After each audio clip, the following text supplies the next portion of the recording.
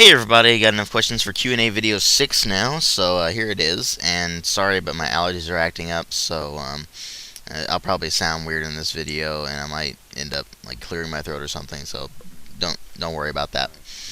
But anyway, let's go ahead and get started. Make sure to keep asking questions. So it doesn't really matter what they're about. They can be anything. It doesn't have to be about gaming. Doesn't have to be about my channel. It can be anything. So feel free to ask anything. Anyway, let's go ahead and get started. First 3 questions are by HoneyIEducatedTheWeb. First one is, do you think that admins on online FPS servers have small dicks? Sometimes. Sometimes they do, sometimes they don't. If you see the ones acting like complete jackasses, then yes, they do. They're trying to compensate for some failing in their life, and that they're taking it out on other people. Some of them are just jackasses, though. So but most of them actually aren't that bad. I know several admins on servers, and they're perfectly fine people. So not all of them have inferiority complexes, as what you're referring to here, but some of them do. Next one, can you insult fanboyism for the greater good? Of course I can. You fanboys are complete and utter garbage. Yeah, that'll work. Anyway, let's see. Next, what is gaming addiction? How do you define it, and which people are more vulnerable to it? And then I have a related question to that, but let's go ahead and get this done. Gaming addiction is basically when... it's like any other addiction, really. You play the game, and it starts to adversely affect your outside life. I mean, if you're sitting there playing, say, Call of Duty, just non-stop, neglecting sleep, ignoring your family and your friends, ignoring all your studies or whatever you're doing, not showing up at work a lot, just so you can play Call of Duty, that's when you're addicted to gaming. It's when you disregard the other things in your life that are much more important than that, and just solely focus on the games. And people that are vulnerable to it are the people who are like the same people who are vulnerable to, say, drug addiction or alcoholism or food addiction. That's even an addiction. It's people who feel inadequate, like they feel incomplete, and they're trying to fill the void with something. And so, in a lot of cases, they fill the void with games. Now, that can be a problem, too. So, if you are like that, and you're neglecting your personal life, and it's all about the games, then maybe you should take a step back and think about that, and be like, well, wait a minute, I think I might be addicted or something. In a related question, 3Try asks, what games have you ever got addicted to? I really haven't. Now, I've had plenty of games where I've accidentally played them too long and then not had any time to do anything else. I mean, that's fairly common among a lot of things. So, like Call of Duty 4, that was a big one. Arcanum was a big one. But other than those, there really wasn't all that much. I mean, I usually get my studies done, and I don't ignore my family or anything. I mean, it's no big deal. I mean, as for, he specified many hours of gameplay, ignoring studies and family, etc. And many hours of gameplay doesn't necessarily mean that you're addicted to the game. It just means that the game's long. So, there you go. And that's pretty much all that's ever happened with that. And the next question is from HoneyIEducatedTheWeb again. Where do you see consoles as a whole in 10 years? We see third-party games on both Xbox and PS3. In most cases, there's less and less to differentiate the two. Yeah, consoles are going to get more universal in 10 years or so. In fact, there might even be only one console. I mean, we never know, really. Speculating about the future is a difficult thing here, but I'm pretty sure there'll be at least 2 consoles. And they'll cater to different audiences. That's kind of what the whole Xbox versus PS3 thing does.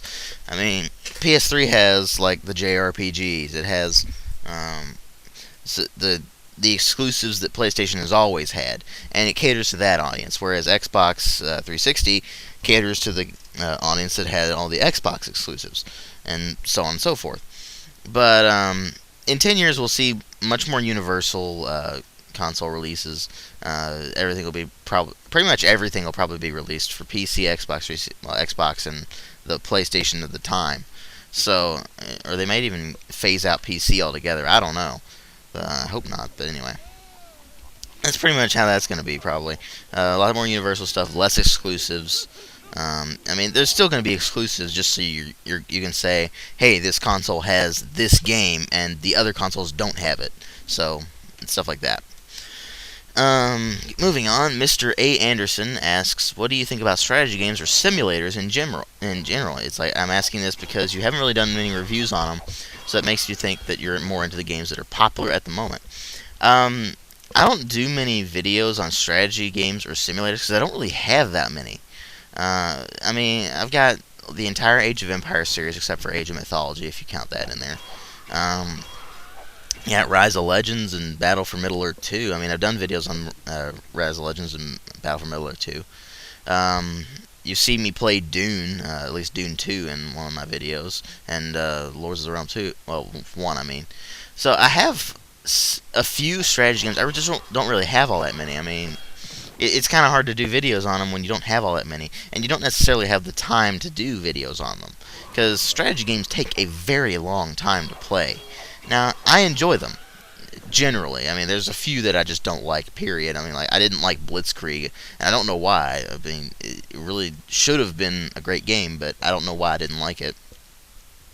I like Company of Heroes. I like, obviously, Age of Empires. I like the Total War games that I've played them. I don't necessarily own all of them, but I've played them. I mean, it's strategy games. I'd like them. I just don't have all that many of them. It's that simple. Kind of the same thing with simulators, only the problem with simulators is they tend to be too complex for their own good, because a lot of times they strive for realism. I'm the more casual, I guess you could say, kind of simulator fan. I like TIE Fighter, I like X-Wing, I like those kind of games. The fairly simple yet reasonably complex simulator games, and so I just don't really have all that many of these things, and it doesn't necessarily mean I don't like them. It just doesn't. It means I just don't have all that many and can't really do much with them. And being more into games that are popular at the moment, not necessarily. I mean, I just go around playing all sorts of random stuff. Doesn't necessarily mean that it's popular at the moment. Like I'm playing through Realms of the Haunting and Stonekeep, and pretty much nobody ever mentions those games. So, anyway. Metatron19 asks, are you getting effed up by all these FPS coming out annually, which is basically the same thing copied over and over again, like, for example, Call of Duty? Effed up? I don't know. But annoyed, yes. I'm definitely getting annoyed with it, because it's really getting tiresome playing the same game every year. Now, I mean, there were quite a few differences between, say, Modern Warfare 2 and Black Ops, so that wasn't quite as bad. But it does feel the same, and I don't like that. I like games to feel different. Like, going from, say, Call of Duty 4 to Modern Warfare 2, it still felt like a different game, even though it was fairly similar. I mean, going to, say, Call of Duty 4 to World at War, on the other hand, not so much. But, yeah, it is getting really annoying to me, and I really wish they'd stop doing that, or maybe biannually. That way it doesn't really just clog it up every year. And I really think that Activision is responsible for that. I mean, it's not so much that you don't really see it with all the other first-person shooters out there. I mean, they might release one or two in a span of a couple of years, maybe, and that's about it.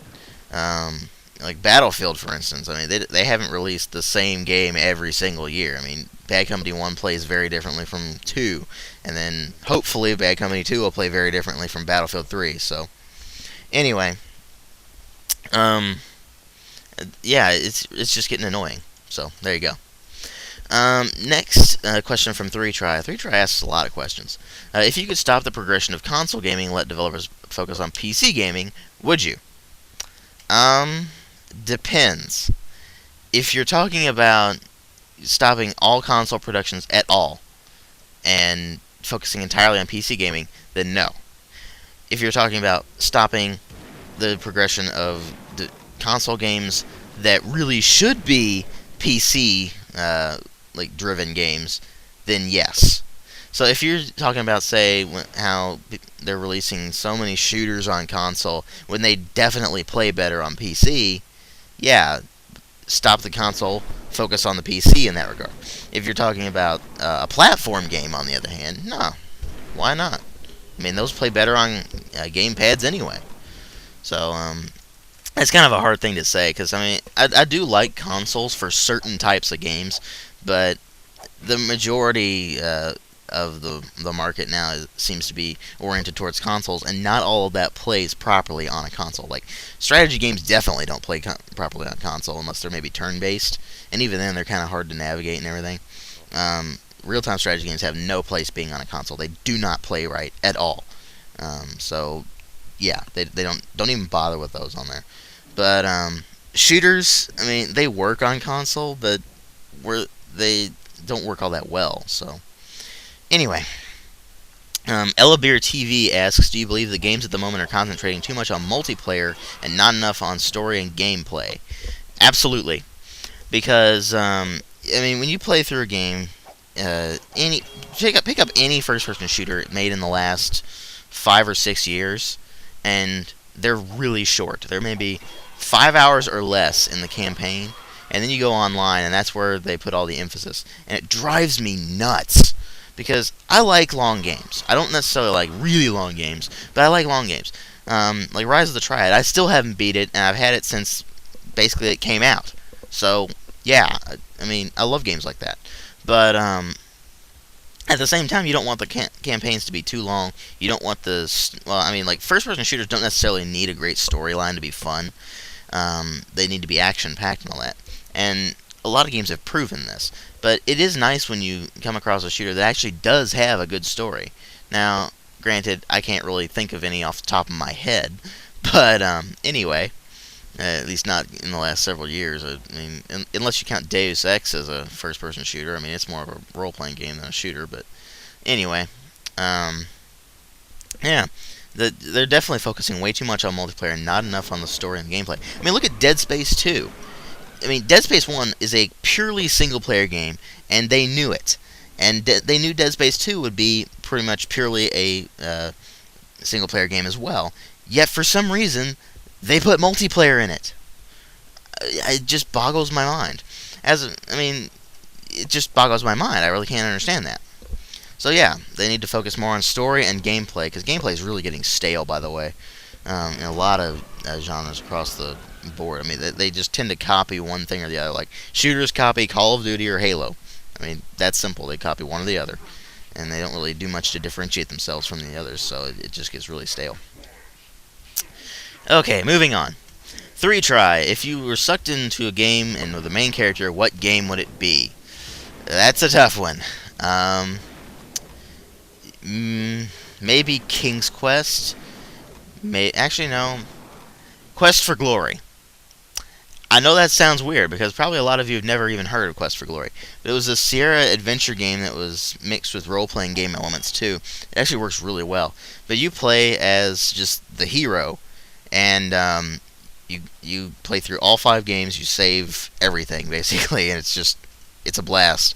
So, and some of the stuff that you do in those games is really clever and silly, so, yeah, it'd just be a blast to play. And to be the main character in those. Because, I mean, when you make the main character, it is you.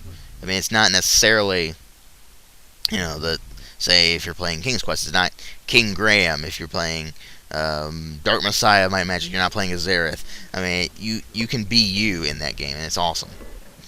Last question. Lazarus174 asks, has anyone really been far even as decided to use even go want to do look more like? Yes. Okay, there we go. And that was Q&A 6, and I'm pretty sure that I don't have anywhere near enough questions for Q&A 7 at the moment, so feel free to keep asking questions, and I'll try to get on that as soon as possible. But yeah, I'll catch you guys in later videos.